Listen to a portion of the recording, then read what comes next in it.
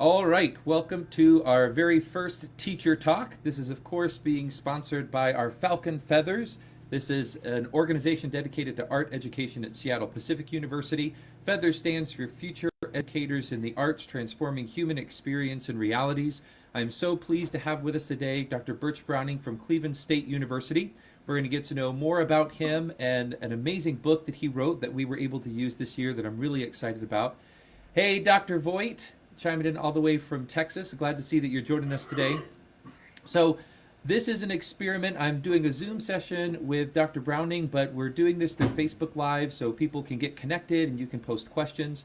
I've got a second screen above me that allows me to see your comments and such, and so I'll be pulling from those when you have, again, curiosities, questions, comments about the conversation that's happening. We want to make sure that you're involved with this. This is definitely not restricted to music educators or art educators. Anybody that's curious about what we're doing at the college level, how we're preparing pre-service teachers, and particularly for students that are studying music and education right now. If you have questions or want to leave some comments, I'm really excited to get you involved in this process. Hopefully, if this all goes well, this is sort of an experiment in terms of the platform. We'll be doing this once a week. We're going to be talking to practicing teachers. I eventually want to get some students involved and get you as a part of this conversation. And then reaching out to some authors that have inspired me. And then I'd love your suggestions, some people that you might be interested in or you want to have conversations with. I'm really excited to see where this takes us. For those of you that might be chiming in from Cleveland State or people that just might be passing by and looking at this live video, my name is Christopher Hansen. I'm absolutely enraptured with the idea that I am teaching at the college level. I taught in public school for 8 years in Central Texas. Been teaching in some capacity in music for about 15 years now, after school programs and community music programs. Been very blessed and fortunate to engage with music in a lot of different ways, particularly in education. I now serve as an assistant professor of music at Seattle Pacific University. Go Falcons. I'm the director of music education and orchestral activities. It's, like I said, kind of surreal to say the very least. This might end up in the conversation a little later, but we're in a very unique time right now. As I'm sure Dr. Browning can agree, this is totally unprecedented, and there's this huge shift to being in online platforms and trying to stay engaged with our students. And as scary as it is, I can at least speak for myself that it's kind of beautiful. I mean, it's unique, but the fact that educators are coming to the fore and staying engaged and working with students to get them excited about learning, I just love it. I'm inspired by all the things that I see happening all over the country, all over the world. And so undoubtedly we'll kind of get into that, but I wanted to start by just sort of talking to Dr. Browning about the book that he's written. I posted the 12th chapter of this in a conversation a little earlier. Let me see if I can get this closer. So this is an orientation to musical pedagogy. The subtitle is really great. It's Becoming a Musician-educator. So we're going to talk about that a little bit. And I want to, now that we've sort of gotten an introduction, I see several people that are on here. Hey, Collins, good to see you, one of my students from SPU. I see Raymond Holland, one of my colleagues from San Marcos High School. We used to teach together in Central Texas. Great to see you. Zach LaQuay and Ray Benitez, good to see you, sir. So glad you guys are joining us. Let me turn this over to Dr. Browning. So we know that you're at Cleveland State University, but tell us a little bit more about yourself and what you're doing right now.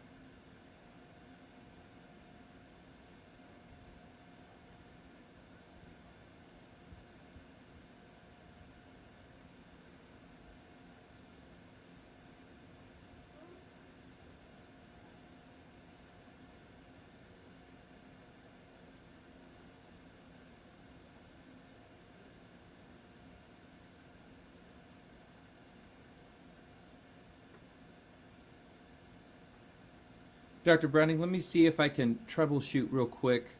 They're not getting any sound from you. Um, and I think that's just a technology issue. Thank you guys for making that comment. Let me see if I can work this. We are definitely, I am learning. I have learned a lot about technology. So glad everybody's seeing the learning process in action right now. I wonder if maybe the best way to do this. Yeah, I think I might have to do that. So I'm going to unplug so everybody can be forewarned. A lot of you that are here, it's great to see you guys. I have two littles, a 5-year-old and a 2.5-year-old, and they're eating lunch right now, so they will undoubtedly become a part of the soundtrack of this interview. So just brace yourself for that.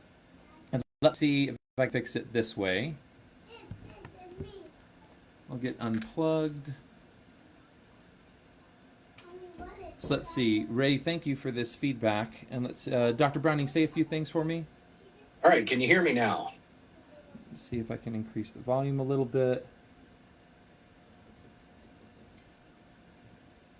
Go ahead and speak again. Can you hear me? Ray, I see you making those comments. Can you hear him now? Can you hear me?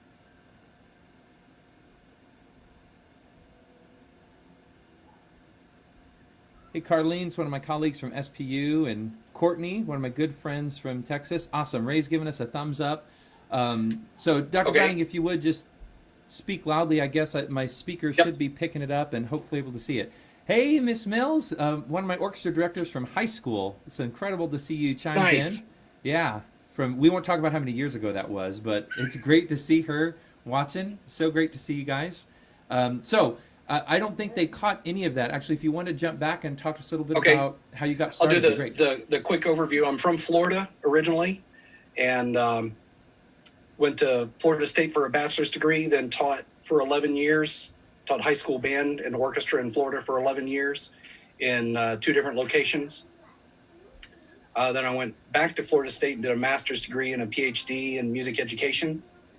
And right after that, I got my first job at Cleveland State University, and I've been here for, I guess, 18 years now. Oh, wow. When I first got to Cleveland State, I was the instrumental music education guy. So the band practitioner. So I taught all of the methods classes and that kind of stuff. Over the years, my job morphed a little bit. Actually ended up as department chair for a couple of years, and was still teaching a couple of music education classes. Then the gentleman who had been the band director at Cleveland State retired, and as the university does occasionally, they said they weren't going to replace him. They wanted us to hire an adjunct to conduct the band, which of course is just crazy. So as department chair, I appointed myself to conduct the band and then promptly resigned as department chair. Best move I ever made. So I was conducting all along. I have an outside it's kind of community group because nobody gets paid, but it's the Cleveland Winds, and they're mostly professional players or public school teachers or folks who wanted to be professional players and never won an audition. So now they're doing cool stuff like big data and insurance and that kind of stuff. Wow. Yeah. So we get together and do 2 concerts a year. So I've been conducting all along, so it wasn't a jump to do the university band. So this is my 6th year with the university band, and it, of course, has been cut short by the virus situation. We had just finished our first concert set, and we read through the stuff for the second concert. Then we went on spring break, and while we were on spring break, they said that we're going to be out for 3 weeks, and now they say we're going to be out for the rest of the semester. So what my students are doing is they're just working on the rep that we would have played on the concert. And what I'm hoping is that when we're allowed to go, then we're going to have a sort of a 1-day, almost like an honor band experience. Yeah, absolutely. Come on campus, rehearse the music for a while, have dinner, and then do like a celebration concert. Wow, that's awesome. To celebrate being back, because I really miss them kind of more than I thought I was going to even. So I really want to do this music with them. I want them to have that. I want us to have that experience together of doing this music. So that's where I'm at. I also have a class an academic class I'm teaching right now. It's called Music Performance and Pedagogy. It's for the senior performance majors and all of the grad students. And basically, it's how to teach applied lessons, because we know at some point they're going to make a lot of money, or most of their money, teaching lessons until they win an audition or get a faculty position or something. So that's what that class is, and that's been the huge adjustment, is trying to figure out what stuff needs to be done in class, what stuff can be done asynchronously. So that's what's going on here in Cleveland. That's the Cleveland skyline behind me. Yeah, I love all these awesome features and Zoom, and it's great to, again, just learn. I mean, this is a learning process in so many ways. I'm so glad to see more people joining us. Hello to Dr. Robinstein, an incredible music educator, someone I had the chance to work with at Texas State. I see a ton of friends from San Marcos High School. Hey to Cecily Moore and Felipe Martinez. Hey to Miss Schmidt. An incredible educator, retired educator from San Marcos, Texas. Hello to Jeremy Sustaita and Sam Parrott, colleague of mine. He's working on his PhD at Texas State too. So glad you guys are joining us. Feel free to post comments and questions as this conversation is happening. I'm talking with Dr. Browning, but you're more than welcome to chime in, and I'll keep checking the screen. I feel like I'm having like poor interview etiquette because I'm not looking at you. I keep like looking up and touching things, but that's kind of how this is all working. So again, for those of you that are just sort of joining us, I'm so glad that you're here to be a part of this conversation. Again, we're conversing through Zoom, but I want you to know that you're more than welcome to post comments, and I'd love to be able to transfer those over to Dr. Browning and sort of moderate this. I'm glad to see there's a great cross-section. Some of my former students are plugged in. Hey, Luis. I'm so glad that I've got friends and family that are looking at this, as well as awesome practicing educators and retired educators. So thank you again for joining us. For those of you that are chiming in from Cleveland State University, or I see some names that I don't recognize, again, my name is Christopher Hansen. I'm so proud to be serving Seattle Pacific University as the Director of Music Ed and Orchestral Studies. Seattle Pacific University is a Christian university, so we have a Christian identity. And so I talked to Dr. Browning about this. He said he wouldn't mind. I'd just like to sort of launch into the formal interview part of this, where I'm going to ask you some questions about the book with a quick prayer. And for anybody that's watching, if you feel free to just join us or bow your head or however you want to practice with us, we're just going to start off in a quick moment of prayer. Lord, thank you for this opportunity to connect with a colleague. Thank you for the people that are watching, for the resources that you provided for us to stay connected in this tumultuous time. God, there's so much that's being tested and tried, and we know that this is a season. I pray that we come out of it on the other end stronger and wiser and resilient to all of the things that we face as educators and as students and community members. It's so difficult to not be connected, particularly in the arts, to not have that experience of being in rehearsal and making art and making music. But we know that you are a great provider, and you will give us new opportunities and stretch our minds and our creativity and imagination to find new ways to be engaged. Thank you for this opportunity. I pray that it's a blessing for everybody that has a chance to watch it and join this conversation. Thank you for Dr. Browning and the incredible work that he's done, and the book that he's published, and the things that he's offering our community. In Jesus' name we pray. Amen. So, forgive me, because I'm probably really going to nerd out on you several times. You can see I've got lots of dog ears and highlighting. I kind of jumped into the deep end of this. I mentioned a little earlier, I taught in public schools in Central Texas for about 8 years. I've been teaching in community music programs and such for about 15 years. I had a community music ensemble as well. A lot of the educators that I know, as I'm sure you're familiar with, and I still don't understand how I did it, how other people do it. They don't just teach, which, to clarify that, I mean, it is a full-time job to say the least, but so many art educators I know are still practicing conductors or musicians and still plugged into creating art, which I find fascinating that we can find the time to do that. But so I too was sort of in the thick of it in Texas, and I moved to the Pacific Northwest to take this position.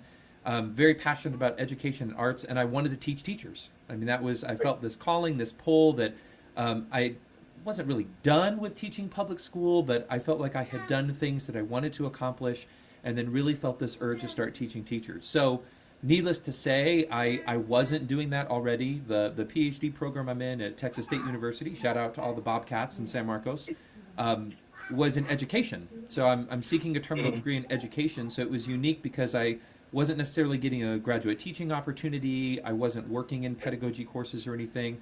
I just kind of jumped in at SPU. And so did this frantic search for a ton of books. I've moved most of my library home to be able to handle everything that's happening, and I want to grab, I've got a stack, some of the books I've been using.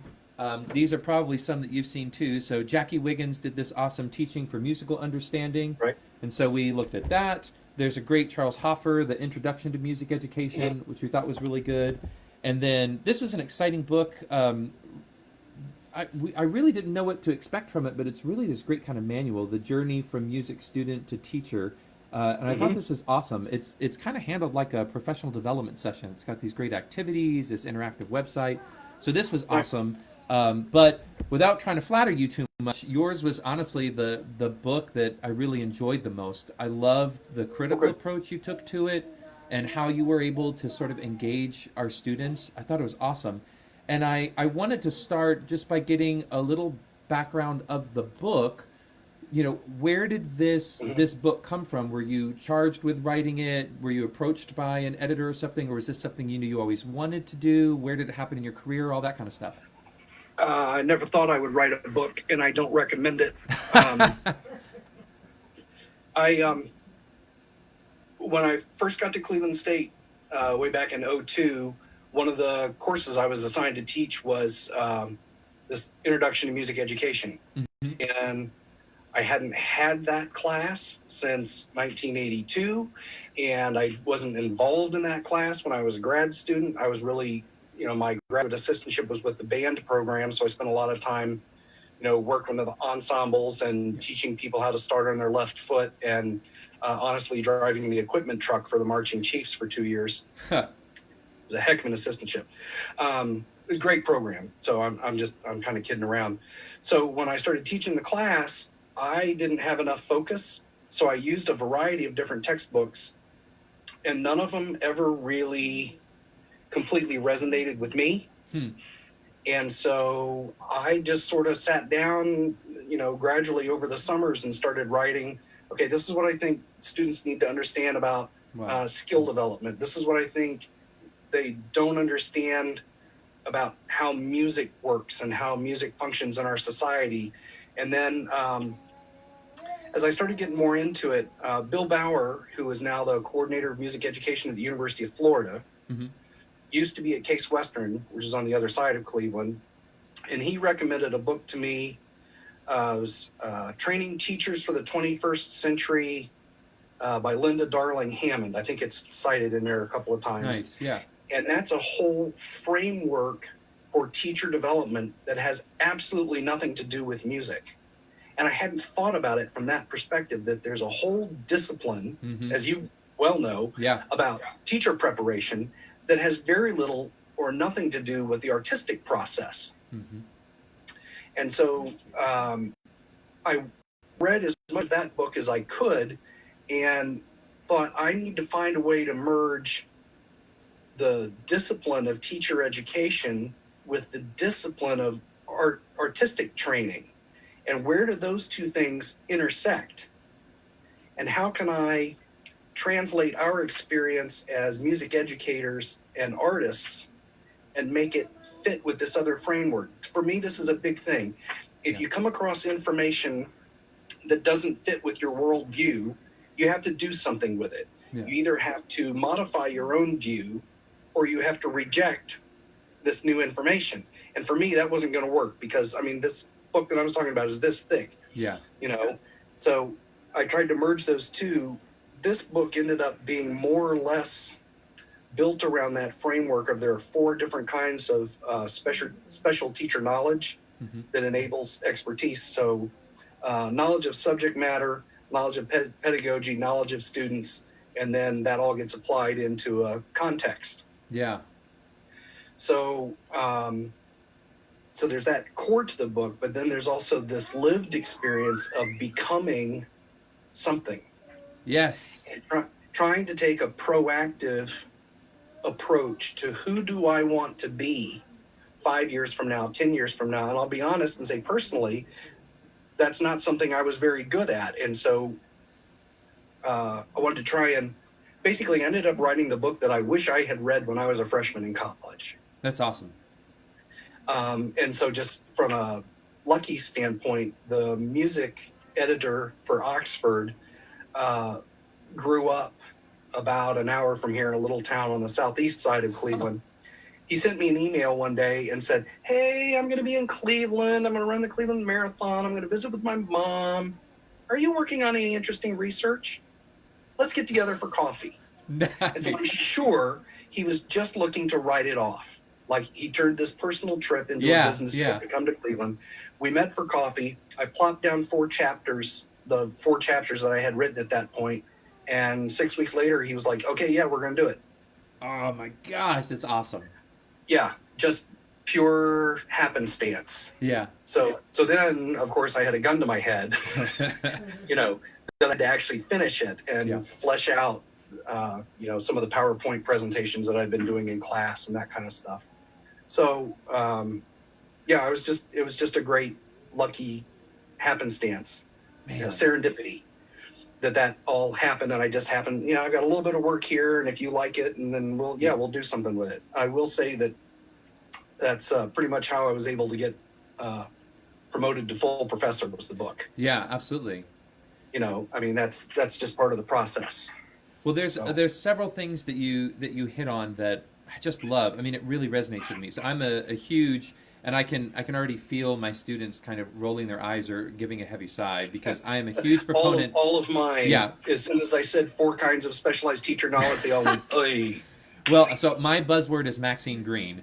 So I am just everything that Maxine Green has ever done is just truly inspiring to me. It fuels me as an educator. And what attracted me originally to this book is when I saw that title, Becoming a Musician-educator, because that's a huge part of Maxine Green's work, is this idea of becoming, that you're always in the state of becoming.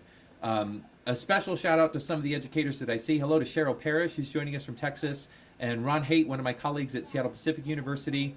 And then a good friend of mine that I taught at San Marcos High School with and played trumpet in my community orchestra. She's a math educator in Central Texas, Kathy Stoughton. So I'm so glad she's joining, because when you talked about trying to find that balance between the sort of the rigor of teaching, if you will, all of, learning these systems and the jargon and how it all works, particularly in a public school setting.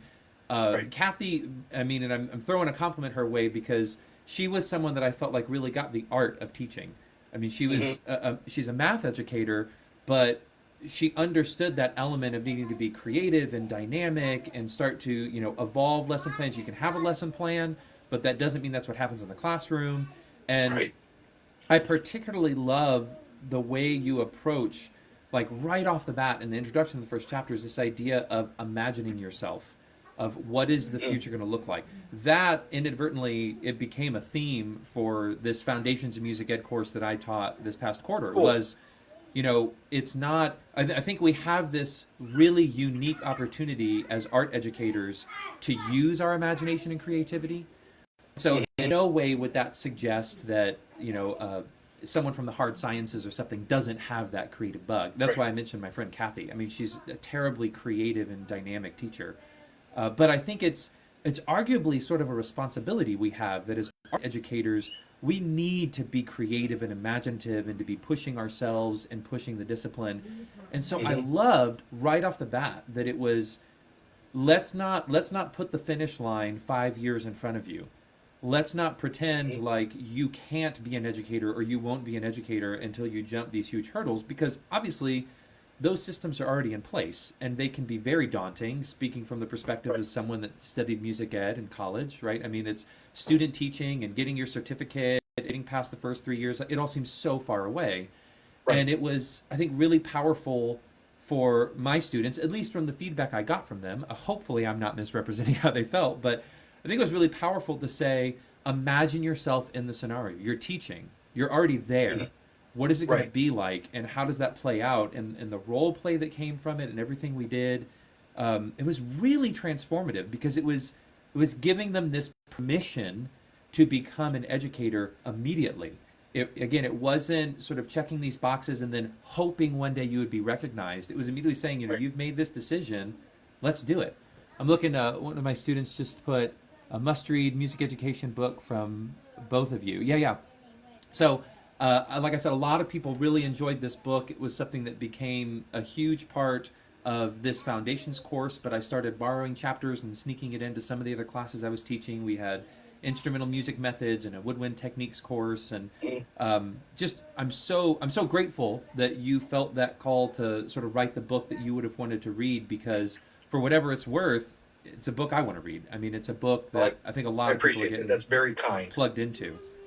Um, if you don't mind, I'm actually going to jump into that last chapter. You gave me permission to share that, and Okay. some of the students in my class have already read it, and then I posted it online for people to be able to look at. Um, you start the book and end it with this idea of the student to teacher journey, of what it Right. means to make that transition, which is huge. And I love right at the beginning, I'm just coming right from the offset. You say the purpose of all the prior chapters in the book was to begin to challenge these tacit ideas you brought to your studies. I hope your ideas about the intellectual basis for music making and music teaching have become more sophisticated as a result. And again, it's this wordsmithing that's always a challenge, but I love that you say begin to challenge, because it is this never-ending journey. You already kind of pointed at it. When you're confronted with something new, you've got those two options of either right to assimilate and accept, or to start altering. And so I wonder if you can talk about that vision in the book a little bit, of what are some of your hopes in students that are reading this, or people that are engaged with this text. What is the ultimate desire for you for a future educator or a practicing educator that reads this material? So, so there's a couple of things. One of them is that uh, the artistic process is actually explainable from a scientific and from a research standpoint. So there's a lot we talk about. There's a whole chapter in there on musicality, and to be honest, this was something that I didn't begin to explore until after I had started teaching. Yeah. I sort of had well, it's kind of magic, and you kind of absorb musical style and expression by osmosis, and you imitate, and then you kind of steal, and there's a lot more to it than that. We can take a disciplined, proactive, curious approach to the artistic endeavor. Um, the sad part about it, from some people's perspective, is that can take away the magic. Yeah. And I try to explain to my students that the really great artists have a message, and they work like heck to get that message across. So what is that message? We do it in my ensembles. We try to do it with repertoire and programming. But like a famous painter, they're not going to sit back and sort of imagine, oh, well, I think the colors ought to go like. They study, how do I make Yes. light reflect off of water? How do I make the clouds appear to be fluffy and translucent? How do I use oil and pigment to make material? You know, and so from the artist's standpoint, it does lose the magic. Hmm. But from the observer's standpoint, because we don't understand how they did it, that's where the magic is. Yes. The big Monet lily pad painting was at the Cleveland Institute of Art a couple of years ago, and all I wanted to do was go sit and look at that, because to me, it's magic. And so what is magic? Magic is anything that you don't understand how it works. Wow. So, Yeah. but once you understand how it works, it's not the joy of it that goes away, it's the misunderstanding, the not understanding goes away. And some people mistake that for being the really cool part. So from a musician's standpoint, if we can understand, how does the ensemble work? How does a phrase work? How does note grouping work? That it's not magic, that we can just sort of try several different approaches. And it's just like teaching, we get better at making those on the fly decisions Yes. about our artistic process. Because I don't know about you, but when I was a young teacher, there were, half a dozen folks around the state who, to me, it was magic. Yes. I could never do that. And then the mistake I made, and this is, I think, the other part of the message, is I wanted to be like them, or I wanted to be them. And if they would say, oh, well, Browning, you got to do this, you got to do that. And what I discovered after about 8 or 9 years of teaching, maybe not quite that long, 6 or 7 years of teaching, that trying to be my high school band director, trying to be the university band director, trying to be my colleague at Winter Park, trying to be my mentor from across town at the college, trying to be them didn't work for me. Yes, absolutely. And as soon as I started being me, classroom management issues went away. The music making became better. The students started to buy in more. And so I don't know what your experience is. My experience is every ensemble takes on the personality of their conductor. Yes. Eventually, right? So Which can be very scary. Yes, because they take on our strengths and our weaknesses. Yeah. And so I had to have this conversation with my university band in the fall. We were a week away from the November concert, and we just had a really bad rehearsal. And I had to say, I have two options. I can yell at you, which is not really ever the right idea anyway, but I can be angry and I can be frustrated. Or I can trust that you're going to bring it when it's time. Yeah. Because I know that's what I do. And I had to trust them that they would, and sure enough, we just had a fabulous concert in November. And so it's the taking the time to find yourself and be yourself as an artist and as a teacher and as a human being, instead of trying to be someone else. I think that's really the other part of the message of that book, and that's why it's becoming. Yes. Not imitating, but becoming and growing and designing your future as best you can, the same way you design a lesson plan or a unit plan. Man, you are just galvanizing me. I'm ready to throw something across the room because I'm like screaming hallelujah and amen. Like this, it's so absolutely true. And I feel grateful that was not lost on our exploration of your book, because it was something that actually organically happened. We didn't read every chapter. We didn't go through it linearly. Mm-hmm. We kind of pulled different parts of it.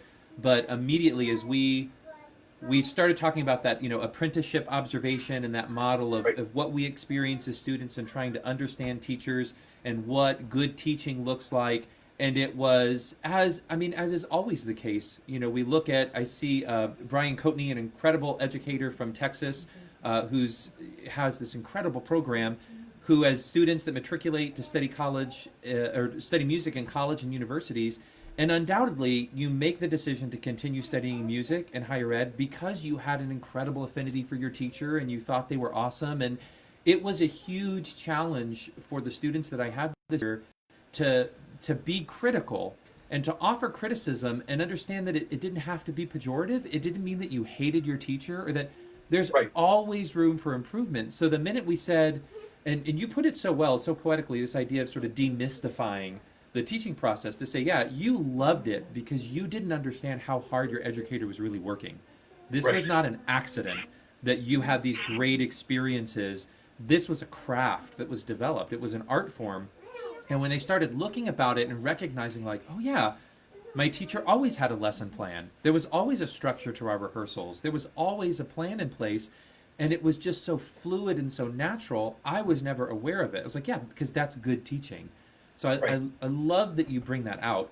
I realized I misread Colin Chandler. Thank you for this question. I misunderstood his question. I get it now. And so I want to make sure that I honor this.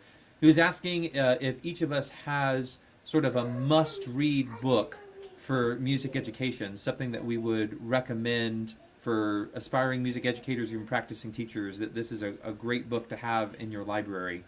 Thank you, Colin, for that question. Obviously, I think this is a great book, and this would be a great book, but if we move away from this text, is there another book that you think this is something everybody should read?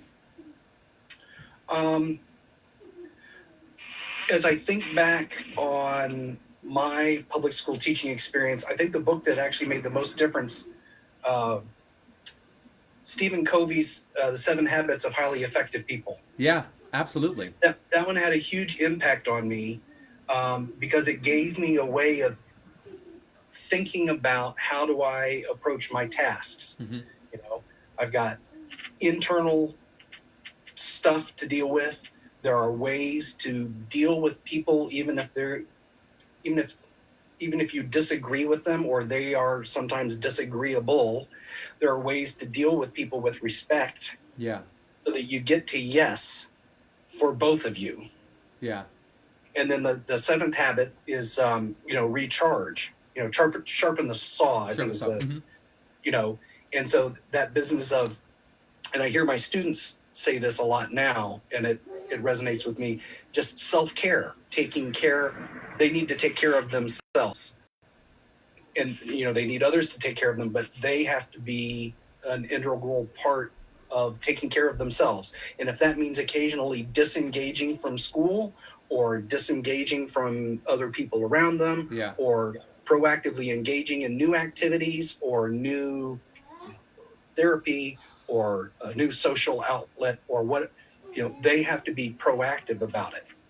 And so, I that book worked for me. I think a lot of those same concepts have yeah. come along in other resources now. So that would be one that I would recommend. That's a non-music book. Oh, I love that. Um, I will have to say, well, first and foremost, hello to Otto and Cole. Hey to Dr. Baker, coming out from Texas and chiming in, and to Mark DeLeon, assistant principal at San Marcos High School. He was my supervisor last year. It's good to see you, sir. Hope you're doing well. Um, I think I already mentioned in my, absolutely shameless plug of Maxine Green and her incredible work, a book, and in fact, I keep it pretty close on my bookshelf, Releasing the Imagination. And so I was introduced.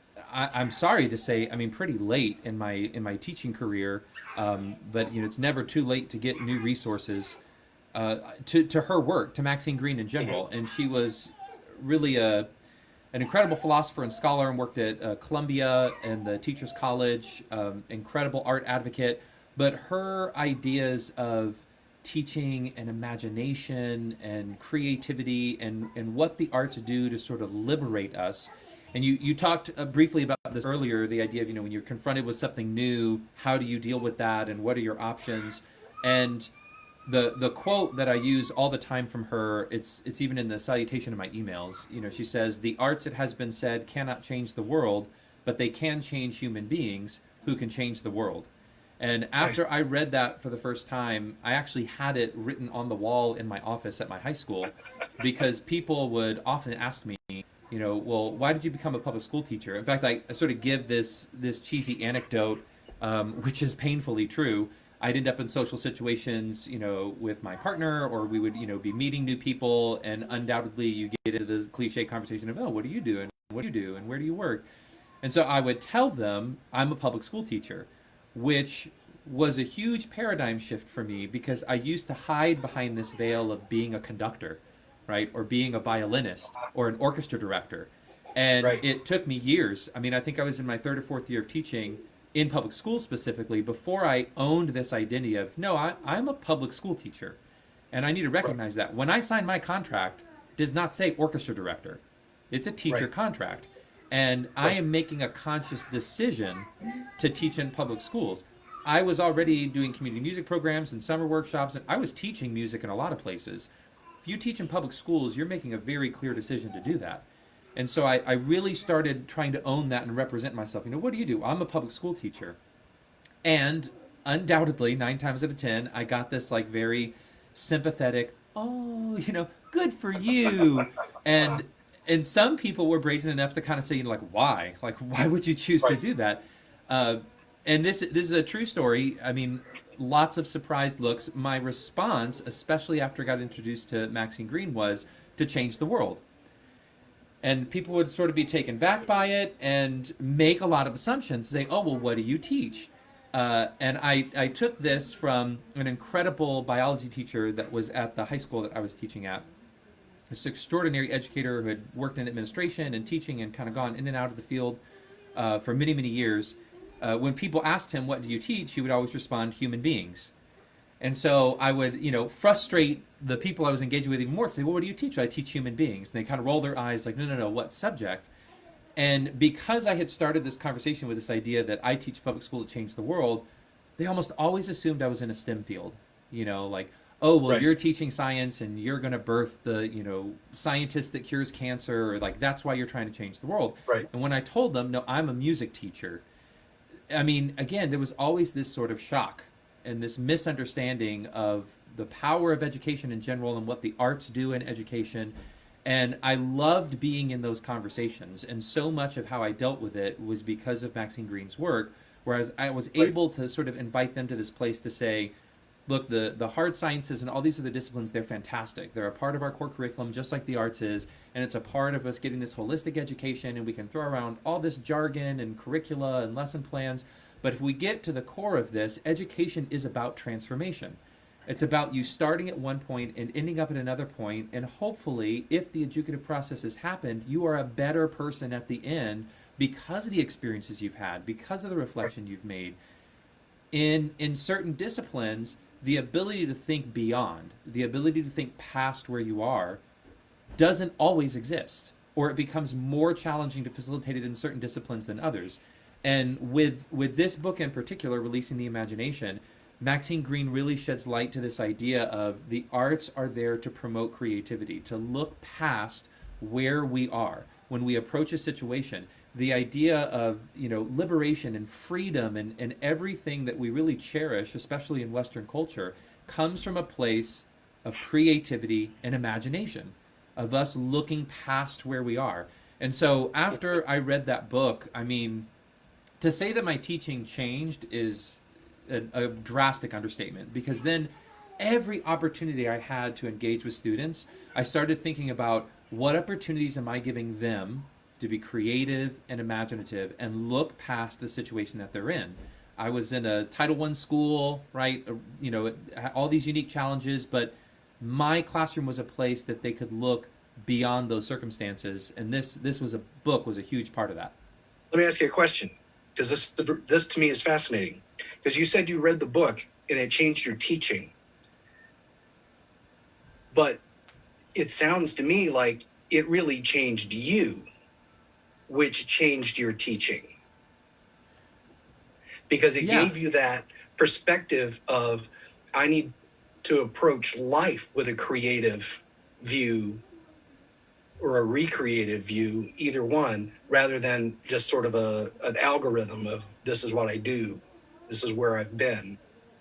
Because what I have found, to get personal, is wherever I am in my life, that's what comes out in my teaching. Yeah.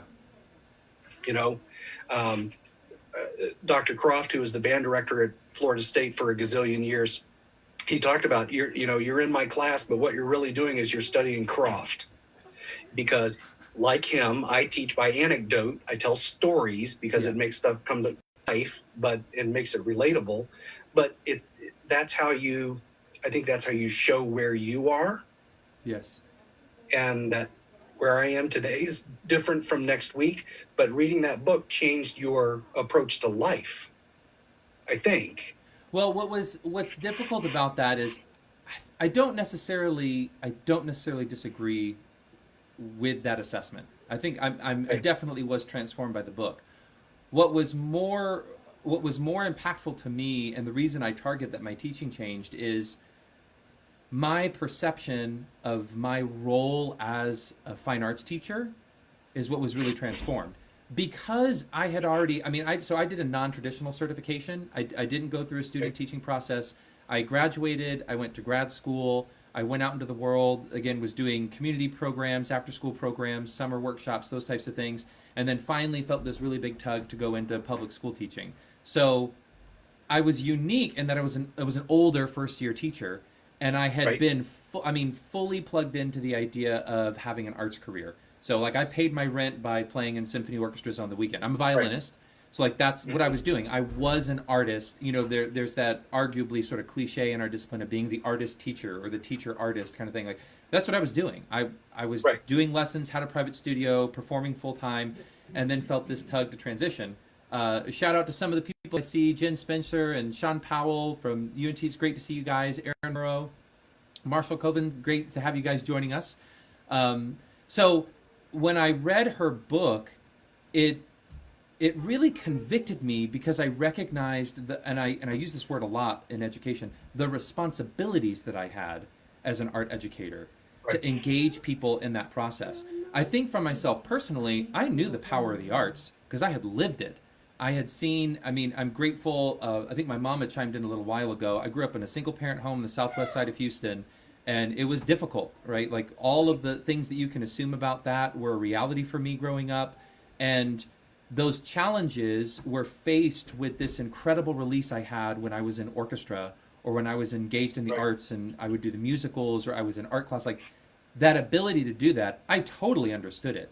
But when I heard Maxine Green talk about it, and then again sort of convict me with, you're making the decision to be an arts teacher, you have to share that. It is your responsibility. It cannot Right. just be about you. You have to be thinking about the opportunities you're creating for your students, and are those opportunities created in such a way that they have the same opportunity, as I'm sure you experienced and was sort of devastating for me when I realized it.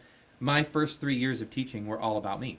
I mean, that was the focus: is what am I doing and how can I be better and was I successful? And I made that transition to been thinking about the content and honing into my craft, and it was at least 3 years before the focus became my students. That Right. everything that I did, it was about their experience and how it transformed them. So again, I think you're correct that I was transformed by the work, but I focus on my teaching because it wasn't until I read that book that I realized, yeah, this is my job. This is what I'm Right. supposed to be doing, not just teaching subdivisions and rhythms, not just Right. preparing for the concert. Like, Right. I have a social responsibility. The arts are in education to be transformative. So it Right. was big for me after I had that book, and my teaching was never, I mean, still is affected every Right. day when I'm making a lesson plan or talking to my students. Hugely impactful. Yeah, my experience was not as intellectually grounded as yours, um, but I realized that for many of my students that I had at the high school, music was the highlight of their day. Yeah. It was their refuge, um, and so while I enjoyed the fact that the program was getting better and we were giving nice performances, and I have a number of former students who are musicians, it's the 90% of them who probably put down their instruments when they graduated.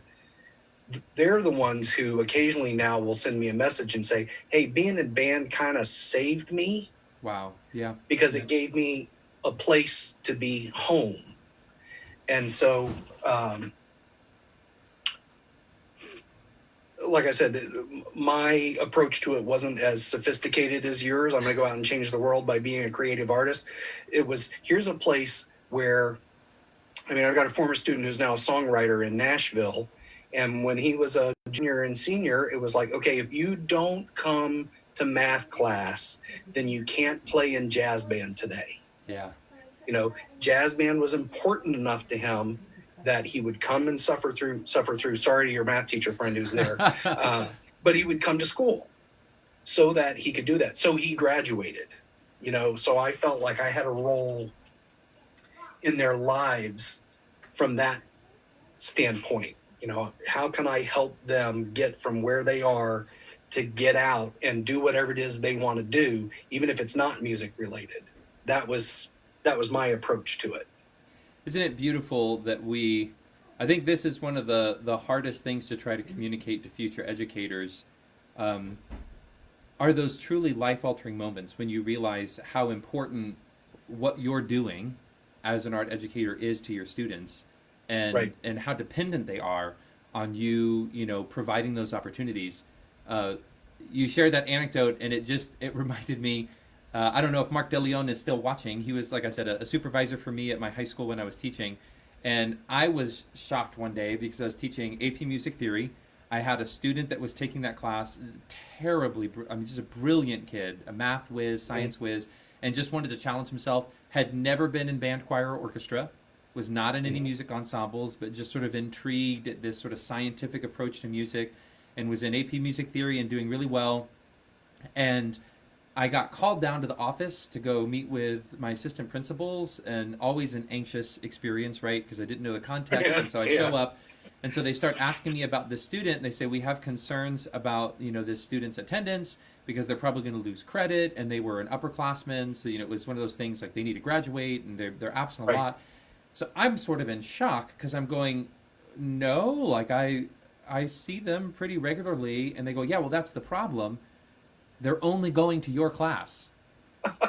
And I was like dumbfounded because this was not arguably a traditional music student. If we want to use that label, someone that was in an AP Music Theory course because they wanted to just get more knowledge or prepare for study after high school. Like, this was a student that was just generally interested in the topic, loved the idea, looking at music, something that they were really passionate about in this new way. And yeah, they would come to school 4 hours late. They'd show up for my class, like everything was great, and then they'd jump back in their car and leave. And I was like, I can't believe, it just blew my mind. And it was, the good news is for people that are watching, like, they absolutely graduated and they got their credit, and we had a talk of like, I'm glad you like this class, but you need to be going to all your other classes. And so there's a happy ending in that story.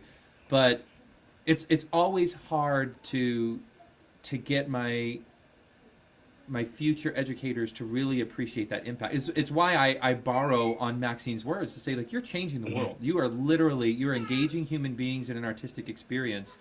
And when it's effective, they're not going to be the same. And you were a part of that. You're not the reason. They have to choose to be engaged, but you're creating that environment. And it's humbling. I mean, I really lack the words to adequately describe it, to tell students that when you get that first experience, that first letter in your mailbox, or that first conversation after school, that first parent phone call, when you realize, I have made this student's life better because of the experiences I facilitate, I mean, that's arguably why we do what we do, Right. Yeah, something you hinted at there resonated with me. So you have that quote from Maxine Green that you say you had painted up on the wall. When I took the orientation and music education class back in the early 80s, I only remember one thing from that class, one sentence. And so if any of my students are still chimed in, they'll recognize this, that I grab a hold of certain phrases that resonate with me, and then lots of experiences get extrapolated from them. The experience I had, the woman who taught the orientation and music education class at Florida State back then was a woman named Dr. Amy Brown. And she was African-American. She was older then, but she had a PhD from Columbia. And it did not occur to me at the time how amazing that was in and of itself. Yeah. But she said, just offhanded, she smoked like a chimney, and she said, a teacher's job is to create an environment in which the students can learn. There's no such thing as teaching. And it was fabulous. Yeah. We create a setting, an environment, a whole context where hopefully the students can thrive. And so as long as we're paying attention to what they need, then we can change the environment. Just as a side note, I did get to see Amy maybe 10 or 12 years ago. She had finally retired from Florida State. She was in her late 70s or early 80s. And I saw her and I said, well, what are you doing now? I asked why she retired. She said, well, she needed to be at home to take care of her aging mother. Oh my gosh. It was like 103 at that point or something. That's awesome. So, just obviously from a line of amazing, strong women. But so it's nice to get to quote Amy in my class, and I think it's probably in the book somewhere.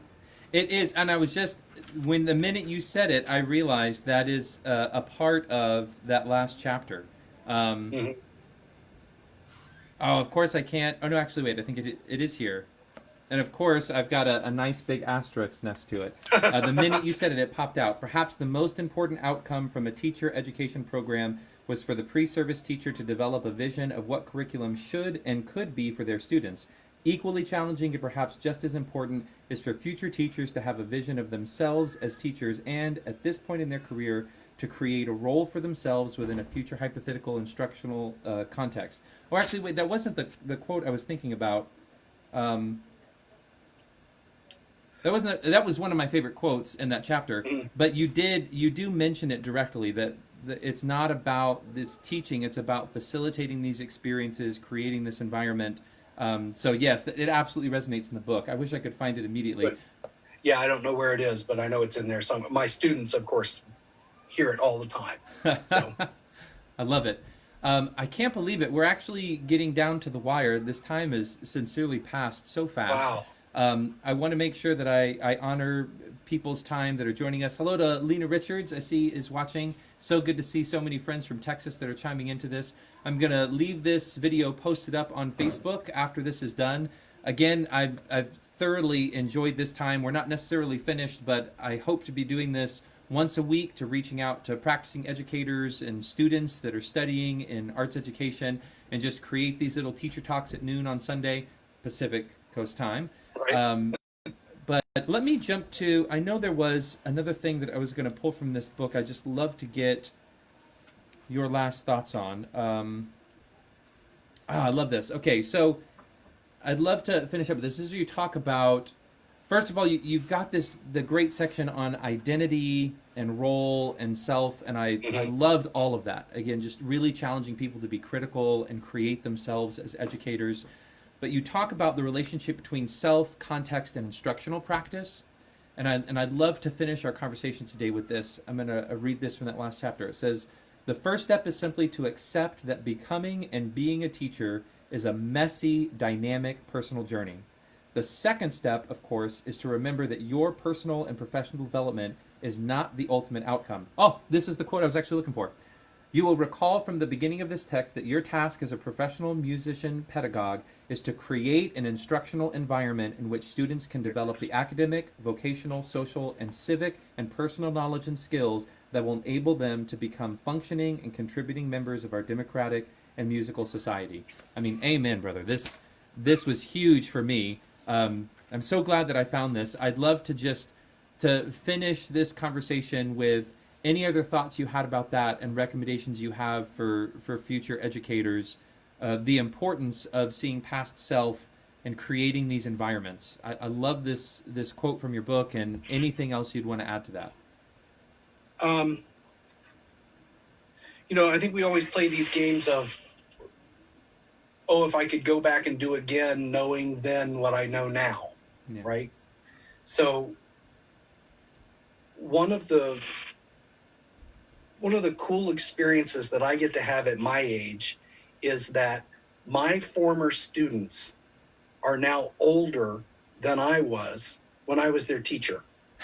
I mean, I finished teaching public school in my early 30s, and now my youngest former high school student is almost 40, and so to see them grow up and create their own lives, to have successful marriages most of the time and good kids most of the time and careers, and we watch them have setbacks and then grow back again.